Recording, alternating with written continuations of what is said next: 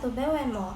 Video proyek sosial keagamaan ini dibuat untuk mempresentasikan hasil proyek sosial keagamaan yang telah saya buat mengenai permasalahan terkini yang tengah terjadi di masyarakat, serta solusi dan ajaran yang relevan dalam agama Buddha untuk menyelesaikan permasalahan ini. Jadi, di proyek sosial keagamaan ini akan menjelaskan tentang permasalahan yang sedang terjadi di masyarakat. Jadi, masalah ini dimulai dari masuknya pandemi COVID-19 yang membuat harga masker menjadi melonjak di pasaran. Jadi, permasalahan ini dapat kita kaitkan dengan sutta yang ada dalam agama Buddha, yaitu sutta tentang penghidupan yang benar dan penghidupan yang salah, yaitu Mahacatarisaka Sutta volume 28 hingga 32 di Majjhima Nikaya 117. Dan yang terakhir adalah solusi dari permasalahan ini.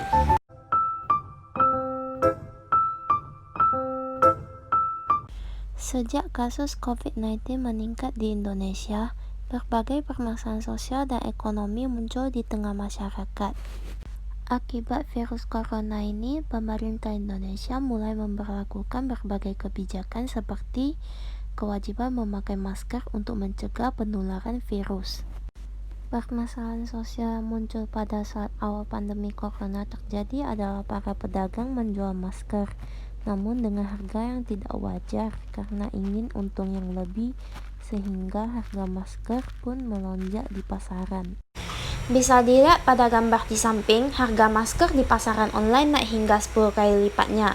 Banyak penjual menjajakan dagangan hingga 450.000 hingga 1 juta per pack. Padahal normalnya harga masker hanya 45.000 per pack sebelum pandemi terjadi. Permasalahan ini kerap terjadi pada lingkungan masyarakat pada saat pandemi ini.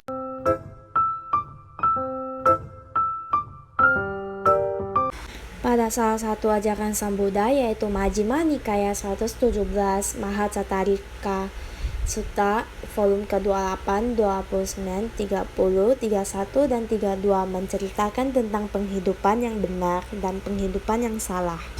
Volume 28. Di sana para biku pandangan benar muncul dalam urutan pertama. Dan bagaimanakah pandangan benar muncul dalam urutan pertama? Seseorang memahami penghidupan salah sebagai penghidupan yang salah dan penghidupan benar sebagai penghidupan benar. Ini adalah pandangan benar seseorang. Volume ke-29. Dan apakah para biku penghidupan salah? Berkomplot, membujuk, mengisyaratkan, merendahkan, mengejar keuntungan dengan keuntungan. Ini adalah penghidupan yang salah. Volume 30. Dan apakah para biku penghidupan benar? Aku katakan ada dua jenis. Ada penghidupan benar yang terpengaruh oleh noda-noda berhubungan dengan kebajikan dan matang dalam perolehan. Dan ada penghidupan benar yang mulia tanpa noda melampaui keduniawian, sebuah faktor dari sang jalan. Volume 31. Dan apakah para biku penghidupan benar yang terpengaruh oleh noda-noda berhubungan dengan kebajikan dan matang dalam perolehan? Di sini para biku, seseorang siswa mulia meninggalkan penghidupan salah dan memperoleh penghidupannya melalui penghidupan benar. Ini adalah penghidupan benar yang terpengaruhi oleh noda-noda matang dalam perolehan. Volume 32. Dan apakah para biku penghidupan benar yang mulia tanpa noda melalui keduniawian, sebuah faktor dari sang jalan?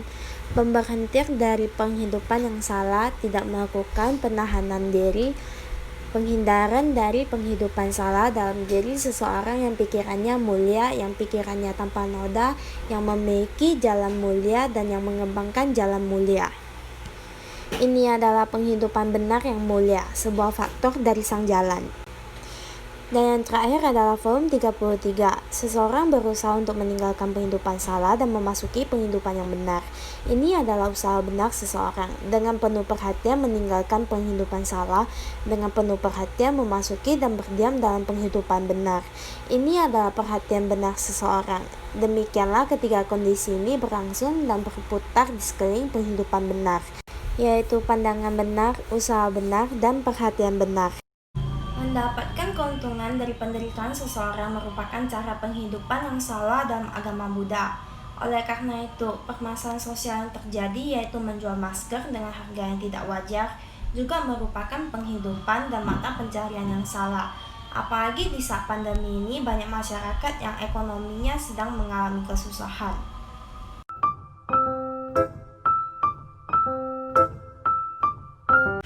Solusi penyelesaian dari pemerintah dimulai oleh Kementerian Perdagangan melalui pengawasan perdagangan daring, menutup ratusan akun penjual online yang menjual alat kesehatan seperti masker dengan harga yang tidak masuk akal dan berkualitas rendah di tengah kondisi sulit pandemi COVID-19.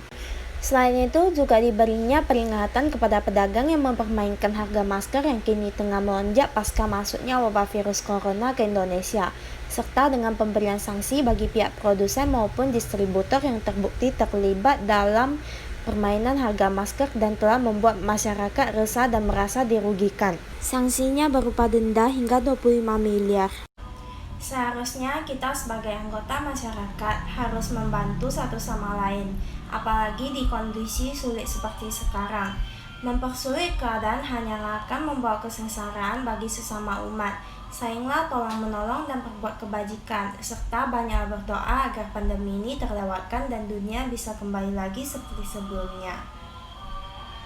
Demikian proyek sosial keagamaan tentang permasalahan yang sedang terjadi di masyarakat. Semoga bisa bermanfaat untuk kedepannya. Namo Buddhaya.